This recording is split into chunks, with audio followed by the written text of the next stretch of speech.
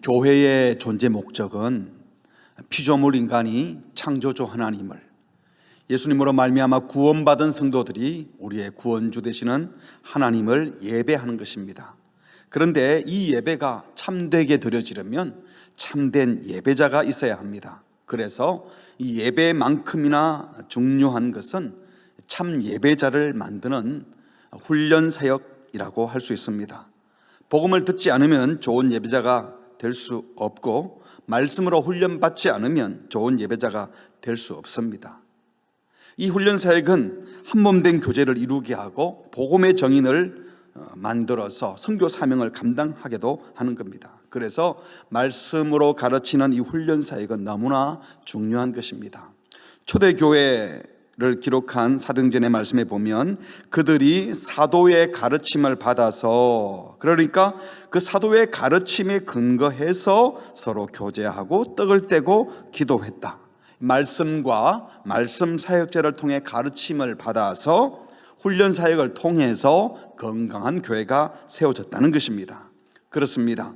하나님께서 우리로 하여금 예수님을 닮아가도록 온전한 그리스도인이 되도록 주신 선물이 몇 가지 있는데, 그 첫 번째가 하나님의 말씀인 성경이고, 또 말씀으로 사역하는 영적 지도자, 교육자, 목회자들이고, 그리고 말씀으로 교제하며 함께 자라가게 하는 교회 공동체라고 할 수 있습니다.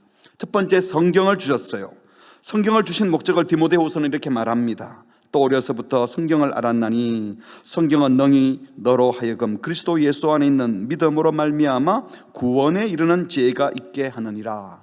성경의 핵심적인 역할은 범죄하여 영적으로 죽은 인간이 예수님을 믿음으로 말미암아 구원받게 된다는 복음의 소식이 담겨 있습니다. 구원받게 하고, 구원받은 것으로 끝나지 않고 구원받은 자들로 하여금 모든 성경은 하나님의 감동으로 된 것으로 교훈, 책망, 바르게 함, 의로 교육하는 방식을 사용해서 이는 하나님의 사람으로 어떻게 하여? 온전하게 한다. 온전한 인격을 가진 하나님의 사람이 되게 하고, 또 온전한 사람이 된 다음에는 모든 선한 일을 행할 능력을 갖추게 한다. 다른 사람을 섬기는 선한 일을 하는 봉사자로 세우게 하는 것이 성경이 주어진 목적이라고 했습니다. 구원받게 하고 온전한 인격을 갖춘 그리스도인이 되게 하고 또 남을 섬기게 하는 일이 바로 성경 말씀이라고 했죠. 그런가 하면 두 번째로 주신 선물은 말씀으로 사역하는 교육자들을 주셨어요.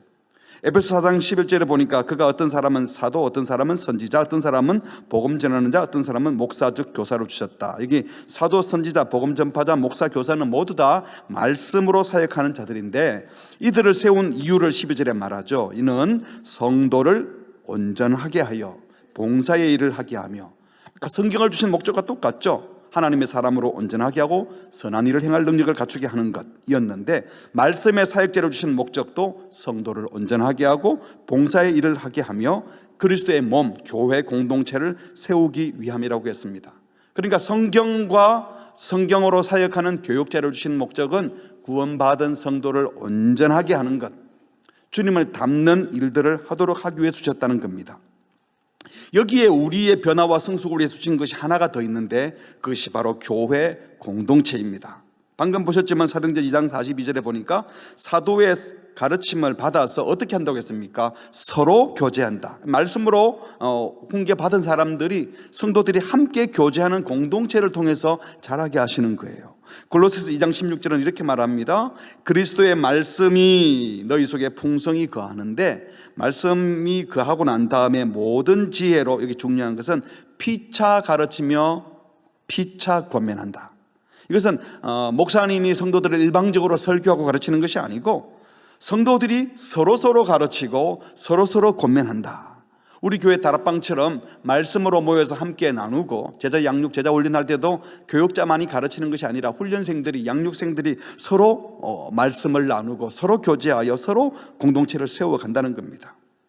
여러분, 우리가 성숙해야 될 많은 덕목들이 있는데 대부분의 성숙해야 될 덕목들은요, 다른 사람과의 관계에서 어떻게 하는가 하는 것입니다.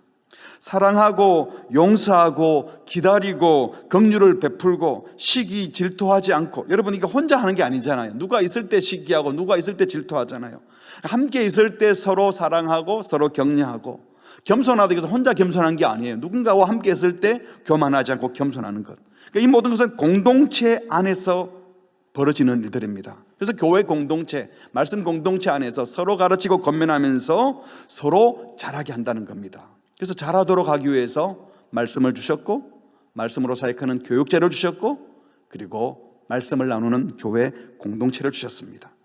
그런데 여기에 한 가지 더 중요한 것을 주셨는데, 그게 무엇인가 하면 바로 우리 모든 삶의 상황, 우리 삶의 모든 환경이 바로 저와 여러분을 자라게 하는 하나님의 장치라는 겁니다. 실제로 우리의 신앙생활을 돌아보면요, 예배 드릴 때, 또 말씀으로 훈련받을 때, 다락방에서 말씀을 나눌 때, 제자 훈련 받으면서 과제물을 하고 암송을 하고 성경을 읽고, 시간이 없어요. 성경 읽고 연구하고 훈련 받는다고 그러다 보니까 죄 지을 시간도 줄어요. 그래서 그럴 때는 우리가 꽤 잘한 것 같아요. 굉장히 성숙해진 것 같아요. 그런데 예배나 말씀 밖의 공동체에 나가보면 미숙한 부분이 막 드러납니다. 금방 훈련받고 예배드리고 은혜 받은 것 같은데 남편을 만나고 아내를 만나서는 이상한 말이 툭 튀어나오고, 자기 사랑하는 자녀들한테는 함부로 하다가 자녀를 삐치게 만들고, 자녀들은 또 부모에게 잘못하고, 우리의 미숙한 부분, 모난 부분, 모든 잘못된 부분들이 이 말씀과 상관없는 바깥에서 막 드러난다는 겁니다. 그러니까 우리가 아무리 말씀으로 훈련받았다 해도요, 문제가 닥치기 전에는, 구체적인 사건, 사고, 아픔 또는 고통의 자리에 가보기 전에는 내가 뭐가 부족한지, 내 약점이 뭔지 잘 모른다는 것입니다. 갑작스러운 어려움이 닥치거나 예상치 못하게 창피한 일을, 수치스러운 일을 당해보면 내 약한 지점이 무엇인지 그때 비로소 알게 되는 겁니다. 그래서 하나님은 바로 이런 여러 가지 삶의 상황들을 우리에게 허락하셔서 우리로 하여금 배우고 훈련하고 구체적으로 자라게 하신다는 겁니다. 여러분, 머리로 아는 것하고 마음으로 그렇게 느끼는 것하고 실제로 행동하는 것은 너무나 많이 달라요. 이론적으로는 다 아는 것 같고요, 다른 사람들이 큰 문제에 빠져서 이럴 때 하면 어떻게 좋아요 하고 상담을 청해오면요, 너무 멋진 말로 대답을 잘 해줄 수 있어요. 들은 게 하도 많으니까. 그런데 내가 똑같은 그 상황에 가면 어찌할 바를 모릅니다. 머리로는 이렇게 하면 안 되는데 하는데 마음이 이미 힘들어져 버렸어요. 그러다 보니까 화를 내버렸어요. 이미 실수를 해버리고 잘못된 말을 해버렸어요. 머리로는 다 아는데, 이기적이면 안 되고 사랑해야 되는 줄 아는데 이미 내 속에 탐욕이 자라나와서 튀어나오고 지극히 속물적인 말과 행동을 다 해버리는 경우가 얼마나 많습니까? 이 말씀을 준비하는 지난 몇 주간에도 제게는 이런 일들이 많았어요. 아, 왜 이랬지? 왜 그랬지? 제 스스로 생각해도 속물 같고, 안 그러기를 생각했는데 머리로는 알겠는데 마음이, 행동이 안 따라준다는 거예요.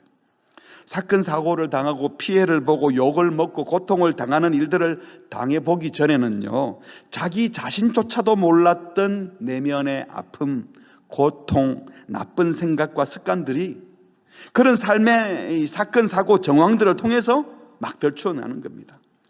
여러분, 물속에, 깨끗한 물속에 밑에 깔아앉아 있는 그 더러운 것들이 있는데 휘지면 올라오는 것처럼 가만히 있을 때는 모르다가 문제가 생기면 다 튀어나오는 거예요.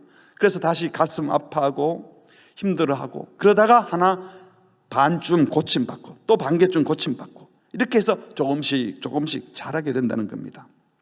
그러니까 우리는 우리에게 일어나는 모든 상황, 사건, 사고, 문제들을 보면서요, 왜 하필이면 접니까 주님? 하나님 도대체 제게 왜 이러십니까? 이렇게 말하고 싶은 일들이 절대로 우연이 아니라 하나님이 우리에게 말씀하시는 통로이고, 그 모든 기이한 사건들까지도 우리를 변화시키려고 하는 주님의 섭리가 있고 주님의 장치라는 것입니다. 따라합시다. 성도에게 우연히 닥친 일은 결코 없습니다. 결코 없습니다. 네, 다 주님의 뜻이 있다는 거예요. 오늘 함께 읽은 말씀 28절, 우리가 알거니와 하나님을 사랑하는 자 곧 그의 뜻대로 부르심을 입은 자들에게는 모든 것이 합력하여 선을 이룬다라고 하셨어요. 여기서 모든 것 뭡니까? 모든 상황, 모든 환경, 모든 만남, 이 모든 것이 다 합해서 선을 이루게 하신다는 겁니다. 그런데 선을 이룬다는 게 뭡니까? 뭐가 선을 이루는 거예요? 29절에 그게 나옵니다. 하나님이 미리 아신 자들을 또한 그 아들의 형상을 본받게 하기 위하여 미리 정하셨다. 앞에서 말한 이 선을 이룬다는 하는 것은 바로 하나님의 아들인 예수님을 본받게 하려고 아신 자들을 정하시고, 그래서 우리가 주님을 닮게 되면 그로 많은 형제 중에서 맏아들이 되게 하려 하십니다. 예수님이 우리의 큰 형님 되신다는 사실이 동생된 우리들, 하나님의 자녀가 되어서 예수님 동생이 되었는데, 우리가 예수님을 닮고 나면 제가 예수님 동생이구나. 그래서 예수님을 드러낸다. 형님 닮은 동생들인 우리를 통해서 예수를 증거하게 하신다, 이런 말이에요. 그러니까 이것을 위해서 하나님은 모든 것을 합력하여 주님을 닮게 한다. 모든 상황, 모든 환경을 다 사용해서 주님을 닮게 한다. 다시 말해서 하나님은 저와 여러분의 변화와 성숙을 위해서 모든 상황, 특별히 오늘 읽진 않았지만 17절부터 계속 나온 얘기가 고난이 주제였어요. 이 고난, 아픔, 고통을 다 사용하신다는 겁니다. 이런 차원에서 하나님께서 저와 여러분의 성숙을 위해서 양으로 따진다면요, 성경책의 내용이나 목회자들을 통한 가르침보다도 우리가 일상에서 만나는 사건, 사고와 일상의 삶들 속에서 주님은 우리를 더 많이 빚어간다고 말씀할 수도 있는 것입니다. 그렇다면 하나님은 우리의 모든 삶의 상황을 어떻게 사용하셔서 어떤 선을 누구에게 이루실까요? 먼저 누구에게 선을 이루신다고 했습니까? 먼저 28절에 우리가 알거니와 라고 했어요. 뭘 안다는 겁니까? 모든 것이 합력하여 선을 이룬다는 것을 안다는 겁니다. 그러니까 바울은 지금 우리가 알거니와, 이 말은 무슨 긍정적인 사고, 할 수 있다는 생각을 하겠다, 이런 것이 아니라 하나님께서 결국은 선을 이루신다, 하나님의 주권 하에 있다, 이 하나님의 주권을 인정하는 자에게는, 모든 것이 하나님의 계획 안에, 하나님 뜻 안에 있다는 것을 알고 인정하는 자들에게는 모든 것을 합력하여 선을 이루겠다는 겁니다. 또 하나님을 사랑하는 자, 곧 그의 뜻대로 부르심을 입은 자들에게는, 무슨 말이에요? 결국 선을 만들어 가시는 하나님의 뜻은요, 하나님을 사랑하는 자들에게, 역사의 중심에 예수님이 계시고 역사를 주관하시는 분이 하나님을 믿을 뿐만 아니라 그 하나님을 진실로 사랑해서 하나님 뜻대로 살려고 하는 그 사람들에게 모든 것이 합력하여 선을 이룬다. 하나님을 사랑하는 자일 뿐만 아니라 그의 뜻대로 부르심을 입은 자들에게는 이라고 했잖아요. 그러니까 내 뜻을 이루어 가는 자가 아니라 그분의 뜻에 부름받은 자로 사랑하는 자들에게, 주님을 사랑하고 또 그분의 뜻대로 살아가는 모든 사람들에게는 모든 것이 합력하여 선을 이루게 하셨다고 했습니다. 그러니까 내가 원하는 대로 잘 해준다는 것이 아니라 정말 하나님을 사랑하고 하나님의 뜻대로 살려고 마음먹는 그 사람들에게는 우리에게 벌어지는 모든 일들을 합하여 하나님 원하시는 선을 이룬다는 겁니다. 어떤 방식으로 선을 이룬다고요? 모든 것이 합력하여 선을 이룬다고 했어요. 선을 이루실 때는 우리가 태어난 배경, 지금까지 내가 만나왔던 모든 만남들, 최근에 만났던 것들, 내가 받은 교육적인 환경, 인간적인 환경, 자연적인 환경 다 다르잖아요. 태어난 자리가 다르고 환경이 다 달라요. 우리가 실수한 것, 심지어 우리가 범죄한 것, 또 내가 가까운 사람에게 받은 상처들, 상처는 원래 가까운 사람에게 받잖아요. 가장 많이 사랑하는 사람, 부모에게 상처를 제일 많이 받고, 자녀에게 상처를 받고, 배우자에게 상처받고, 친구에게, 선생님에게 받는데, 그 상처들, 내가 겪는 갖가지 고통들, 이게 몸의 고통도, 육체적 고통도 있지만 정서적인, 정신적인 고통도 있어요. 또 아픔들, 경제적인 어려움들, 또 관계의 깨어짐, 자녀들의 가출이나 방탕, 하필이면 나한테 왜 이런 일이 벌어졌나 하는, 나와 관계된 긍정적이든 부정적이든 모든 것들이 합력하여 하나님의 작품인 큰 선을 만들어 가신다는 것입니다. 그 사건을 개별적으로 보면요, 우리는 그 상황이 늘 힘들어했어요. 아프고 힘들었으니까. 하지만 하나님은 그 아프고 힘든 상황 개별적으로 보면 힘든 것이지만 그 모두를 합쳐서 큰 작품을 만들어 가십니다. 요즘 디지털 카메라로 사진을 찍었는데 그걸 막 확대를 하면 그림 같지 않잖아요. 그런 거 해보셨죠? 또 모자이크 작품을 멀리서 보면 멋진 그림인데 가까이 가가지고 모자이크 조각 하나만 떼놓아 보면요, 하나도 아름답지 않아요. 아름답고 멋있는 그림 안에 빨강, 노랑, 파랑, 초록색, 예쁜 색만 있지 않습니다. 검은색도 있고 흰색도 있고 밝은 색도 있고 어두운 색 다 있습니다. 근데 이게 다 합쳐지면 멋진 아름다운 그림이 되잖아요. 그러니까 그 어떤 것도 우리 인생도 독립된 사건이 있는 것이 아니라 하나님은 그 독립된 사건 모든 것을 다 합해서 하나님의 뜻을, 아름다운 것을 만들어 가신다는 겁니다. 여러분, 맛있는 빵을 만들기 위해서 재료들이 필요해요. 밀가루, 소금, 설탕, 계란, 기름, 또 뭐 이스트. 여러분, 이거 따로따로 먹으면요, 밀가루를 따로 먹으면 무슨 맛이 있습니까? 이스트 먹으면 무슨 쓰죠. 설탕이 아무리 달아도 설탕만 계속 먹어보세요. 소금도 짜기만 하고요, 기름 느끼하잖아요. 그런데 이것을 반죽해서 불에 예쁘게 구워내면 맛있는 빵이 되는 것처럼, 하나님은 우리 삶의 어두운 부분, 밝은 부분, 내가 좋아하는 색깔, 싫어하는 색깔, 단맛, 쓴맛, 불쾌한 경험, 유쾌한 경험, 찝찝한 경험, 기억하기조차 하기 싫은 그런 경험까지도 다 하나님은 엮어서 결국은 아름다운 인생을 만들어갈 계획을 갖고 계신다는 것입니다. 여기서 성경은 선을 이룬다라고 했지, 우리 삶의 모든 부분이 이미 선하다라고 하지 않았습니다. 다시 말하니까 조각조각은 선하지 않고 아름답지도 않은데, 선하지 않은 것들을 다 합해서 선을 만들어내신다는 겁니다. 선을 이끌어내신다는 겁니다. 실제로 우리 삶의 대부분은 선하지 않은 것들입니다. 피곤하고 고통스럽고 힘들고 어렵고 짜증나고 악하고 거짓된 것 투성이입니다. 공부하는 학생들이 공부하는 과정이 다 즐겁고 기쁘고 행복합니까? 아기를 키우는 부모님들이 아기를 키울 때 다 즐겁고 행복합니까? 한 번씩 보는 사람은 아유 이쁘다 이러지만요, 아기를 키우는 엄마에게는 피곤하고 고통스럽고 힘들고 잠 못 자서 힘들고 짜증나고 어떨 땐 소리도 버럭 지르기도 해요. 그러면서 사랑하는 거예요. 하나님은 그런데 그런 악하고 더럽고 피곤하고 힘든 그런 조각조각 가운데서 선을 만들어내시고 선을 이끌어내십니다. 성경도 보시면요, 성경이 하나님께서 죄인을 구원하는 구원의 책이지만 구원 역사에 등장하는 인물의 면면으로 보십시오. 믿음의 조상으로 불리는 아브라함, 자기 아내를 2번씩이나 누이라고 속였어요. 속 좁은 남자입니다. 아주 못된 남자 아닙니까? 다윗은 자기 부하의 아내를 가로채고 부하를 교살했습니다. 정말 나쁜 남자입니다. 예수님 족보에 등장하는 여자들이 4명 나와요. 여러분, 유대인들은 사실은 여자를 수에 치지 않았기 때문에 굳이 이 족보에 안 써도 됩니다. 그런데 여자 4명을 거명했는데요, 가만히 들여다보면 첫 번째 나오는 이 다말이라는 여자는 자기 시아버지 유다와 동침하여 자녀를 낳았어요. 그게 예수님 족보에 들어가 있어요. 또 다윗의 정조모였던 라합은 여리고성의 기생 창녀였습니다. 보아스와 결혼했던 룻은 모압 여인이었습니다. 바세바는 자기 남편을 죽인 다윗 왕과 간통하고 그 아내가 된 여자입니다.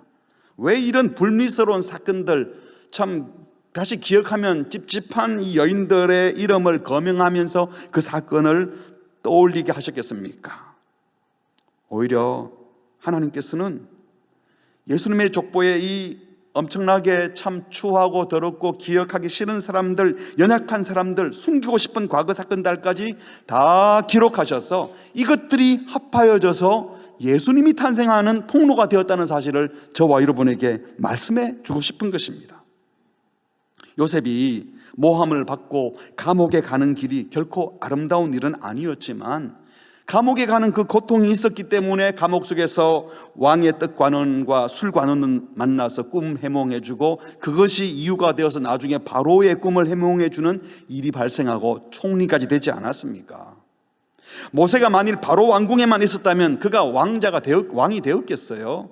히브리 민족이었고 입양된 아들인 걸 다 아는데, 그는 결국은 이집트 사람 아니라고 아마 성에서 나중에 쫓겨났을지 몰라요.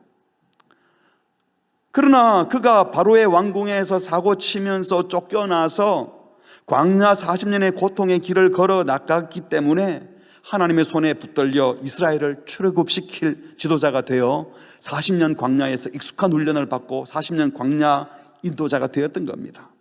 하나님은 이처럼 우리 인생에게 지워버리고 싶은 범죄의 사건, 기억하기 싫은 아픔들까지도 모두 다 합하여 결국에 당신의 선을 이루어 가십니다. 멋진 당신의 뜻을, 우리 뜻이 아닌 주님의 뜻을 이루어 가시는 겁니다.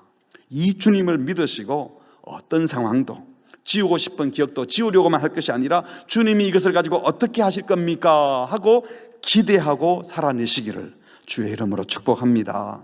아멘. 그렇다면 선을 이루신다고 했는데 하나님께서 이렇게 모든 것을 합하여 이루어내시는 그 선이 무엇일까요? 무슨 선을 이루려고 하실까요? 29절을 다시 보시면 하나님이 미리 아신 자들을 또한 그 아들의 형상을 본받게 하려고 미리 정했다. 여기서 먼저 인생에 우연이 없다는 말씀을 하십니다. 미리 아신 자들을 또 정하셨다. 이 모든 것이 하나님의 계획 속에 있다.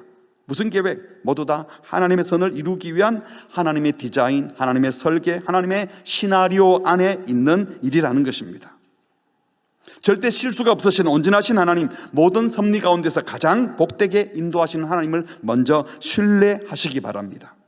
그 하나님께서 미리 아신 자들을 미리 정하시고 그리고 모든 것을 합력하여 선을 이루게 하는 목적이 뭐라고요? 다시 29절을 보실까요? 시작. 하나님이 미리 아신 자들을 또한 그 아들의 형상을 본받게 하기 위하여 미리 정하셨으니, 여기 보니까 그 아들의 형상을 본받게 하려고 주님은 이 모든 과정을 통하여 우리로 하여금 예수님을 닮게 하려고 한다는 겁니다.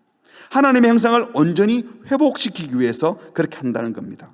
그래서 그로 많은 형제 중에서 뭐가 되고 한다? 맏아들이, 그가 예수님입니다. 예수님이, 우리가 예수님을 믿어서 하나님의 자녀가 되므로 한 형제가 되었어요. 예수님과.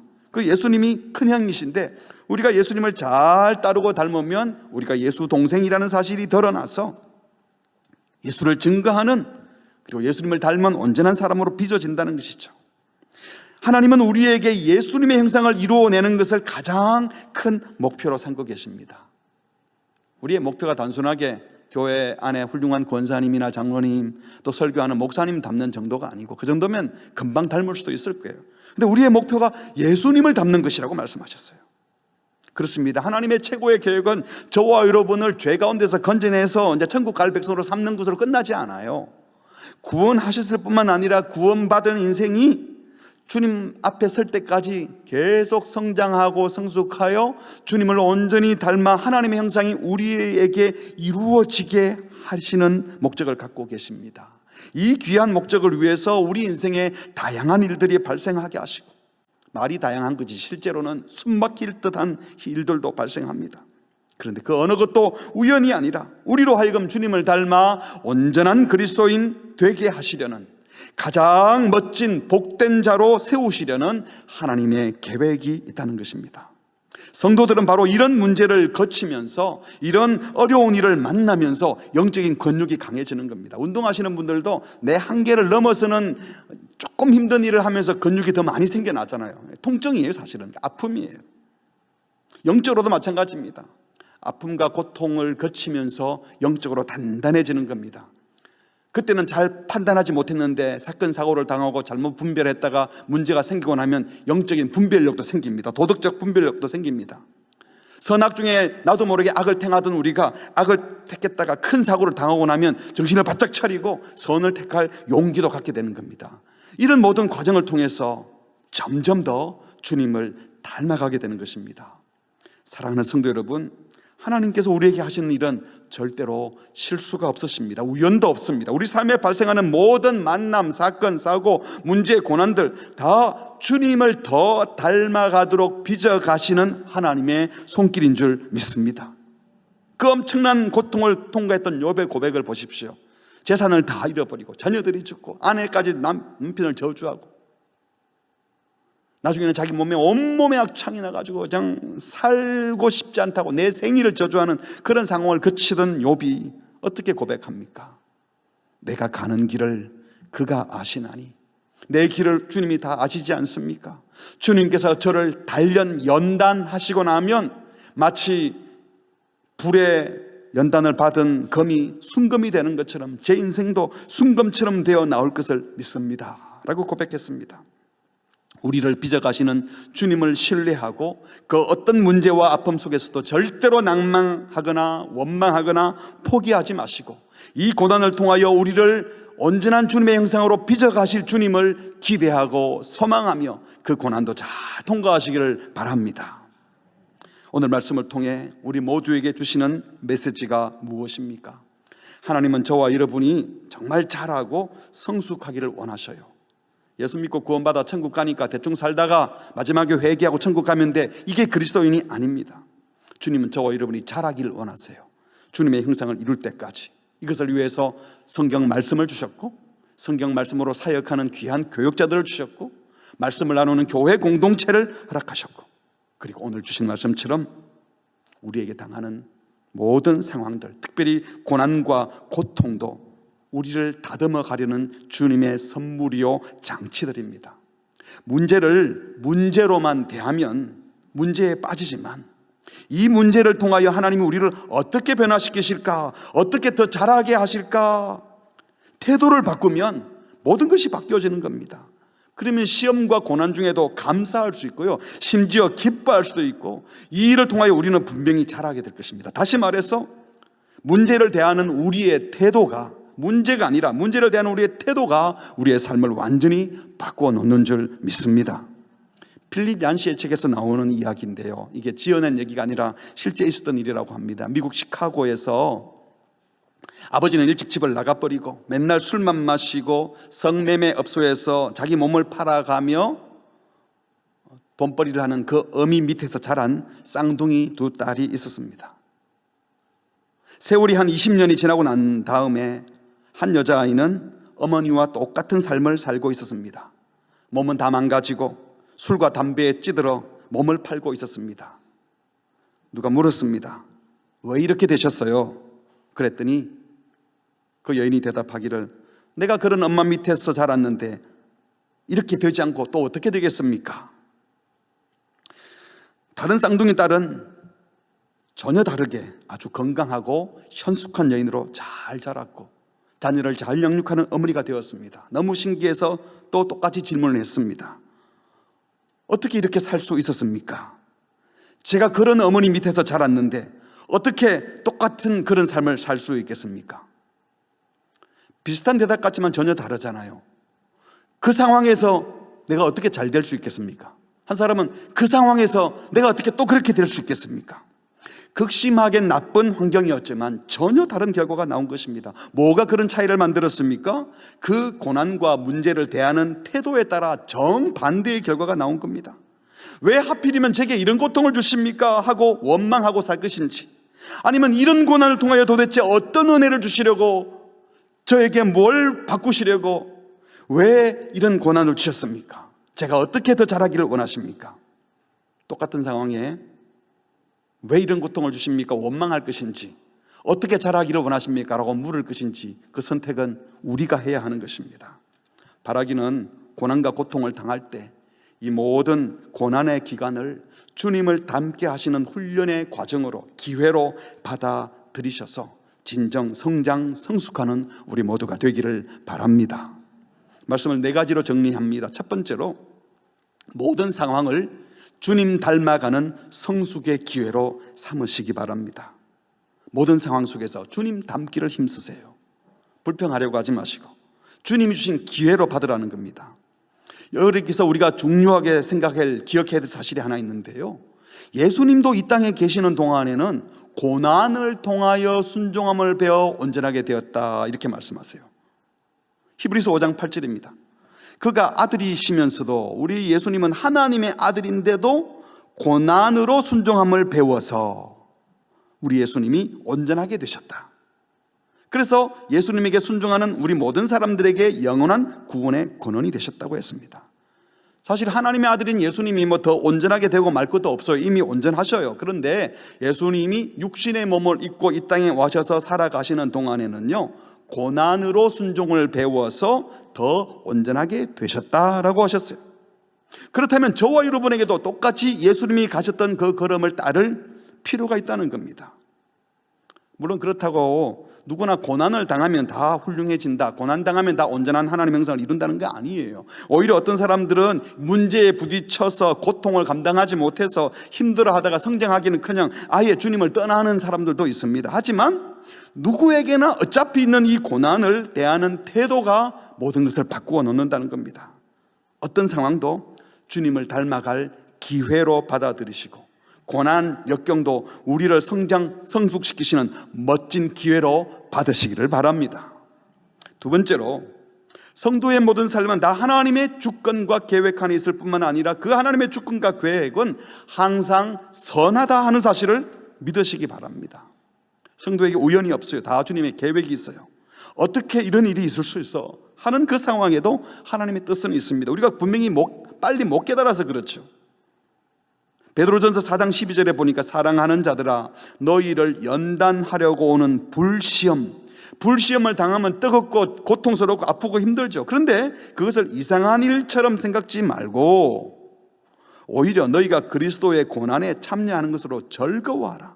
이는 그의 영광을 나타내실 때에 너희로 즐거워하고 기뻐하게 하렵니다. 삶은 시험의 연속, 문제의 연속입니다. 늘 문제가 있어요. 문제 없는 날이 없잖아요. 그런데 문제 있는 것을 이상하게 생각하면 더 이상한 거예요. 오히려 그 문제를 통하여 하나님이 무엇을 변화시키시고 어떻게 성숙시키려고 하는가 생각하면 주님께 대한 기대를 갖고 즐거워할 수 있다는 겁니다. 왜 이런 고난 주십니까? 어떻게 이럴 수 있습니까? 투정할 것이 아니라 하나님의 자녀에게 일어나는 모든 일들 하나님이 알고 계시고 하나님의 허락 없이는 일어나는 일이 아니고 하나님이 선한 계획이 있는 거야. 주님, 이 상황에 제게 하시려는 말씀이 뭡니까? 제가 뭘 더 배워야 되죠? 뭘 고쳐야 되죠? 라고 물어보십시오. 사탄은 문제를 주면서 우리를 압사시키고 무너지게 하려고 하지만 우리는 그 상황 가운데서 하나님과의 관계를 확인하면서 주님은 선한 계획이 있는 것을 믿습니다 라고 믿고 따르라는 겁니다. 예레미야 선지자는 바벨론에 의해서 이스라엘이 패망해 갈 때 속이 상했어요. 어떻게 하나님의 백성이 저 악한 바벨론에게 공격을 당하고 저 바벨론에 의하여 압사당할 수 있습니까? 라고 했을 때 주님께서 말씀하셨어요. 여호와의 말씀이니라.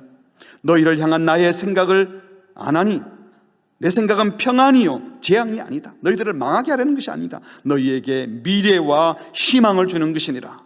아멘. 창세기 50장 20절입니다. 요셉이 형들에게 팔려가서 고생하다가 결국은 총리가 됐고 형들이 와서 요셉을 만나게 됐습니다. 형들이 미안해하고 힘들어할 때 요셉이 대답을 했어요. 형님들은 저를 해하려고 했지만 하나님께서는 그 악을 선으로 바꾸셔서 오늘과 같이 형님들과 우리 모든 가족들 하나님의 백성의 생명을 구원하신 것입니다. 하나님이 악을 선으로 바꾸셨다고. 여러분들은 악하게 했지만 하나님이 선하게 하셨다고 고백하지 않습니까? 히브리서 12장에 보니까요, 그들은 세상 사람들은 잠시 자기 뜻대로 우리를 징계하고 우리를 벌주려고 하지만 오직 하나님은 우리의 유익을 위하여 그 고통과 징계가 하나님의 거룩하심에 참여하게 하신다고 했습니다. 이것이 바로 하나님의 뜻입니다. 그러므로 도저히 받아들일 수 없어요. 어떻게 이런 일이 있을 수 있어요? 라는 생각이 들 때에도 그 초점을 아픔과 고통과 문제에 맞추지 마시고 얼마나 아픈가 얼마나 고통스러운가가 아니라 하나님의 계획은 선하시다, 모든 것은 하나님의 뜻에 있다, 여기에 집중해 보시면 삶은 달라지는 것입니다. 더욱더 중요한 것은요, 그 고통은 잠시지만 우리가 받을 영광은 영원합니다.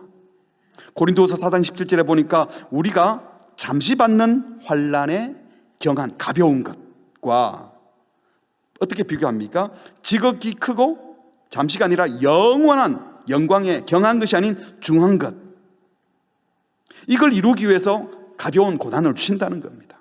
그래서 우리는 보이는 것을 주목하지 않고 18절 보이지 않는 것을 주목합니다. 왜? 보이는 것은 잠깐이지만 보이지 않는 그 영광은 영원한 것이기 때문이라.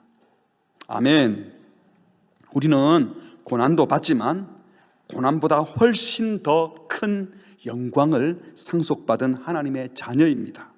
로마서 8장 17절 성령이 친히 우리의 영과 더불어 우리가 하나님의 자녀인 것을 증언해 주시는데, 자녀라면 아버지에게 상속을 받는 상속자, 즉 하나님의 상속자인데 그냥 상속을 받는 것이 아니라 큰아들인 그리스도와 함께 상속받는 동생이에요, 우리들이. 그래서 우리가 그와 함께 예수님과 함께 영광을 받고 싶다면, 예수님 받은 영광을 받고 싶다면 예수님이 받았던 고난도 함께 받아야 한다라고 말씀하십니다.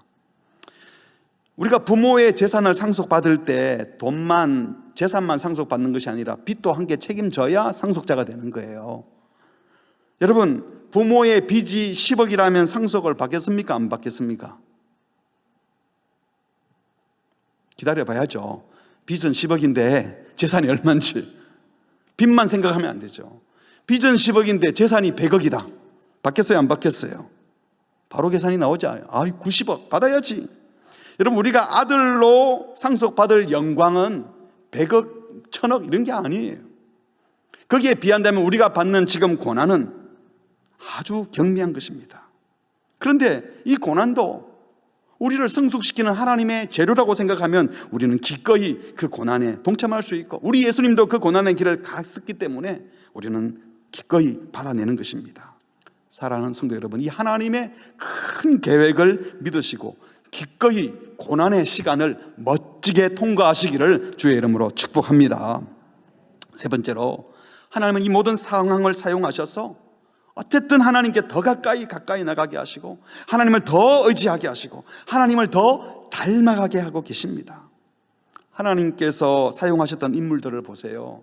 하나님은 요셉이 형들에게 팔려가고 보디발 장군에게 오해를 받아 강간범으로 감옥에 가서 고통당하는 일, 그거 없게 하실 수 있는 분이었습니다. 그런데 일부러 그렇게 하셨어요. 사랑하시기 때문에. 다니엘이 사자굴 속에 들어가지 않게 할 능력이 없어서 사자굴 속에 집어넣은 것 아닙니다. 바울을 보호할 능력이 없어서 줄타고 그냥 도망가게 하고 위험한 강풍 만나서 죽을 지경에 빠지게 했겠습니까? 능력 있으십니다. 얼마든지 안정된 길을 갈 수 있지만 그렇게 하면 그가 더 잘할 수 없기 때문에 그렇게 하신 거예요. 아니, 예수님이 함께 탄 배가 가다가도 뒤집어질 경험을 하게 합니다. 왜? 제자들을 다듬어 훈련시키려고. 제자들끼리 가던 배도 뒤집어질 뻔했잖아요. 예수님이 능력이 없어서 내가 없을 때는 네 배는 뒤집어진다, 이게 아니라 오히려 그런 일들을 통해서 그들을 키워 나가시는 겁니다.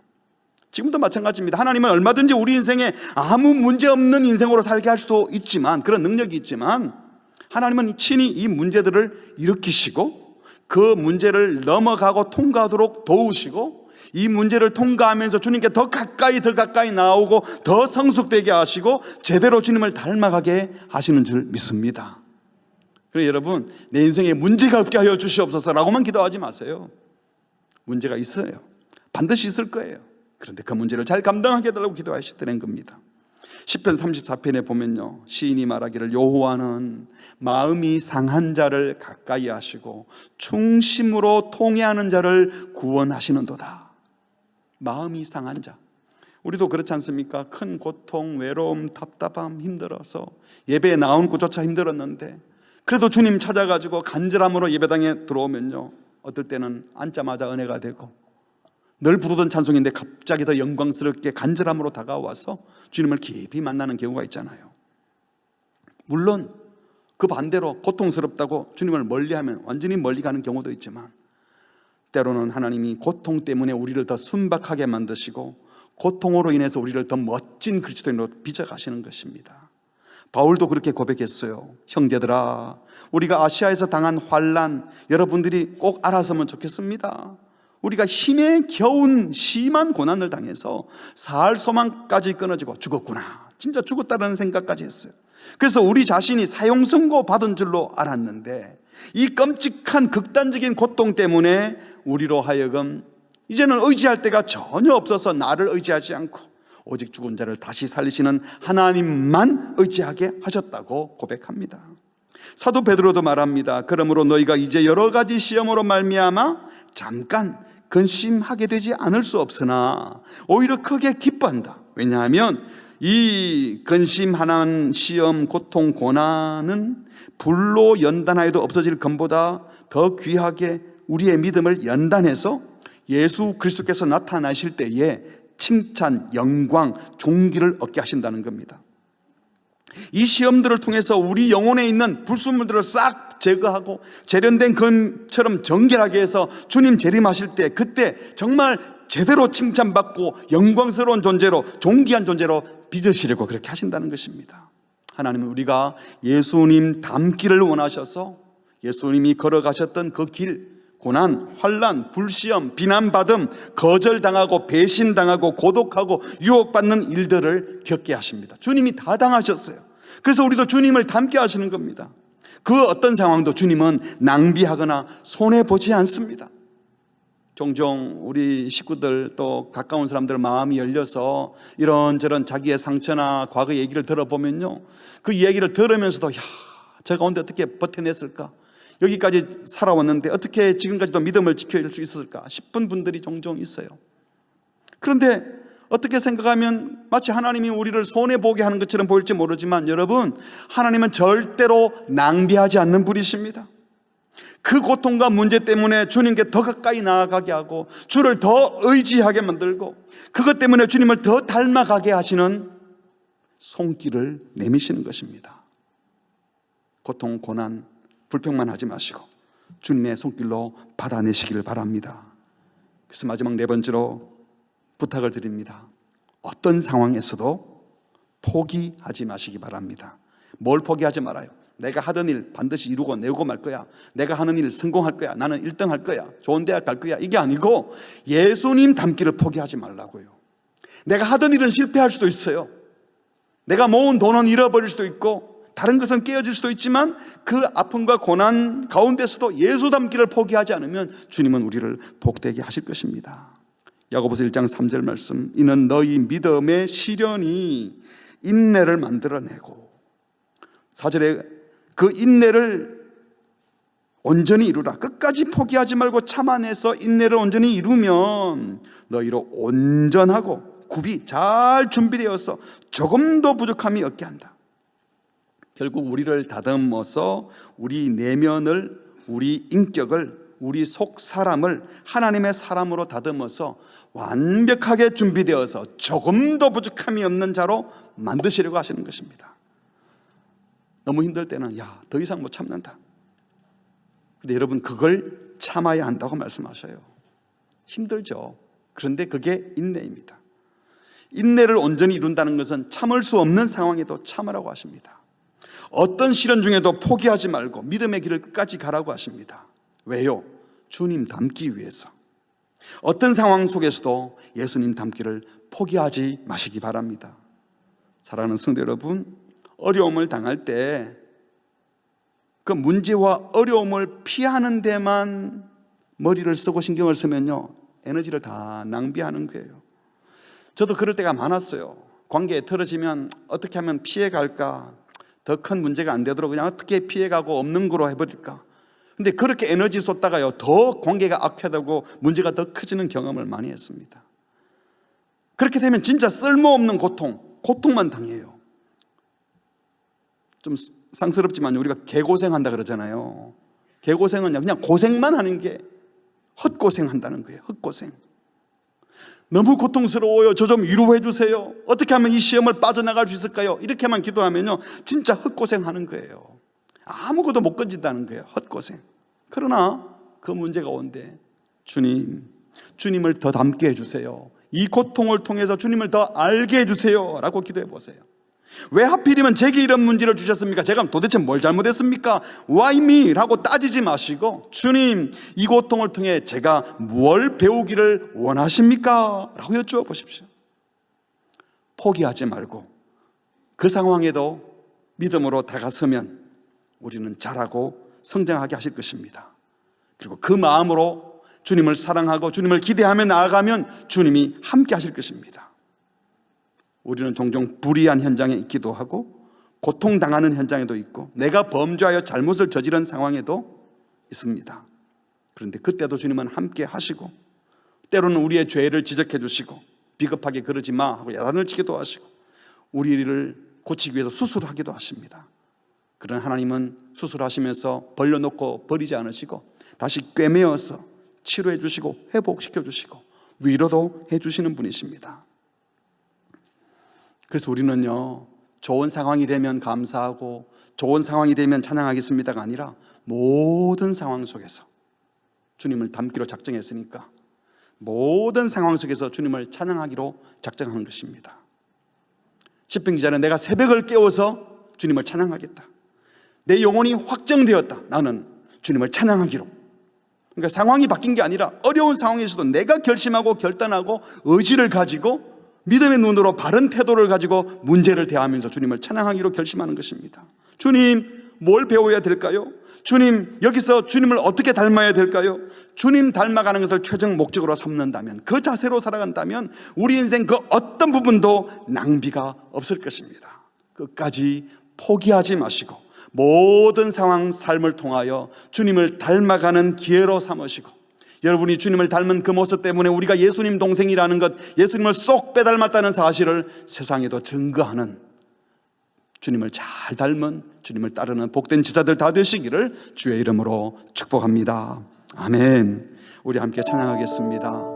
모든 상황 속에서 주를 찬양할지라. 오늘 말씀을 생각하면서 어떤 좋은 일이 벌어지면 찬양하는 것이 아니라 어떤 상황 속에서 저는 결심했습니다.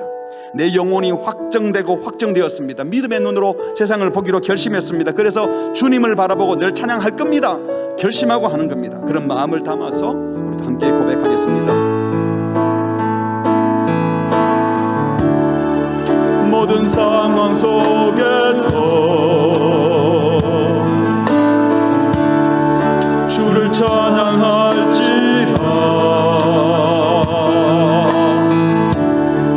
주는 너의 큰 상급, 큰 도움이시라. 주의 얼굴 구할 때, 주의 얼굴 구할 때 주의 영을 부으사 그 신사랑 안에서 주를 보게 하소서.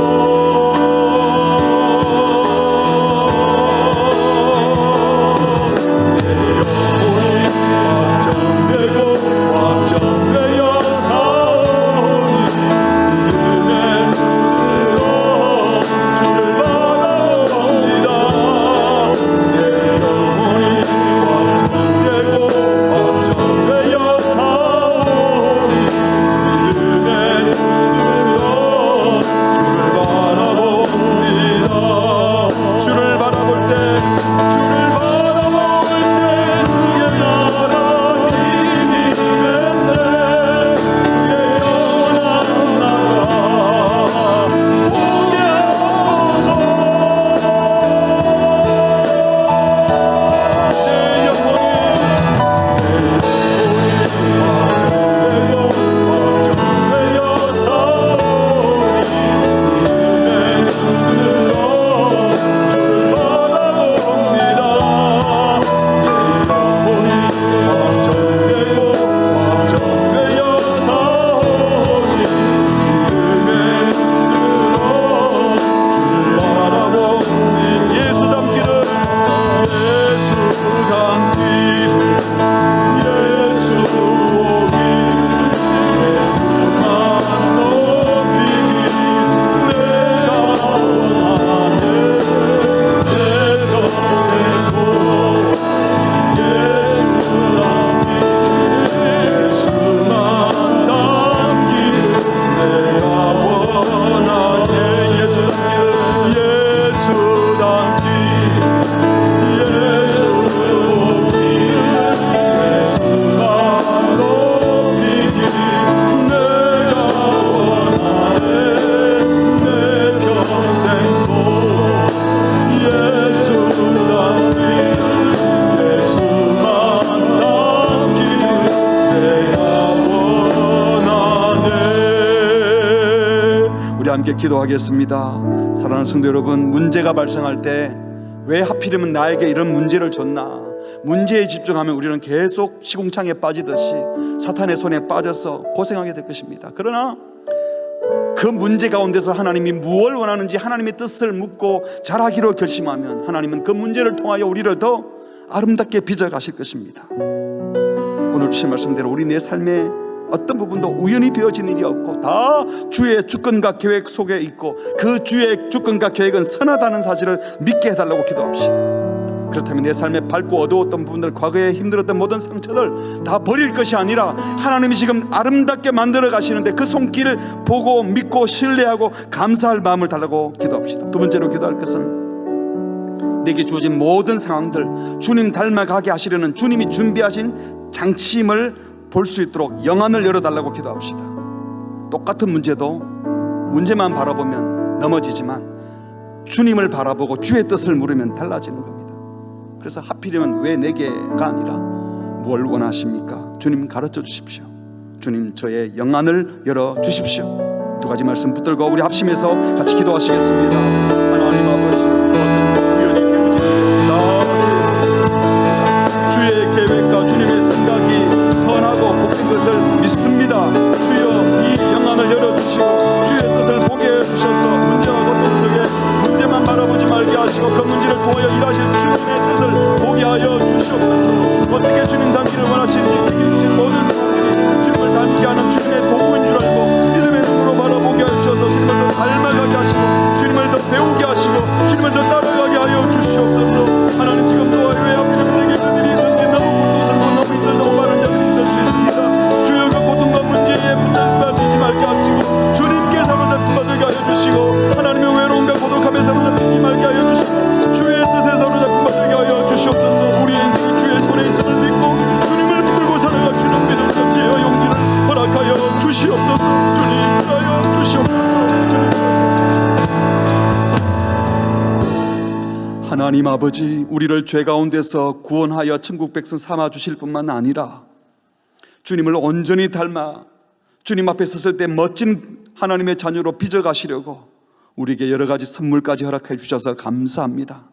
하나님의 말씀과 말씀으로 사역하는 교육자들과 말씀 공동체를 소중히 여기게 하여 주시옵고 뿐만 아니라 우리에게 닥치는 모든 삶의 정황, 상황, 특별히 고난, 고통, 문제들까지도 주님이 우리를 빚어가시려는 아름다운 손길로 제공된 것인 줄 보게 하셔서 그 어떤 사건, 사고도 그냥 지나가지 않고 문제에 빠져 매몰되지 않고 주의 뜻을 묻고 주님께 눈을 고정시킴으로 말미암아 주님이 하시고자 하시는 그 멋진 일에 우리 모두 다듬어지고 쓰임받게 하여 주시옵소서.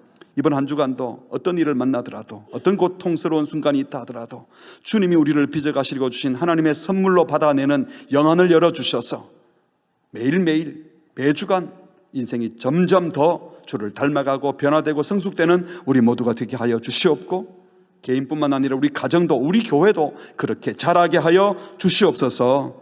예수님의 이름으로 기도합니다. 아멘.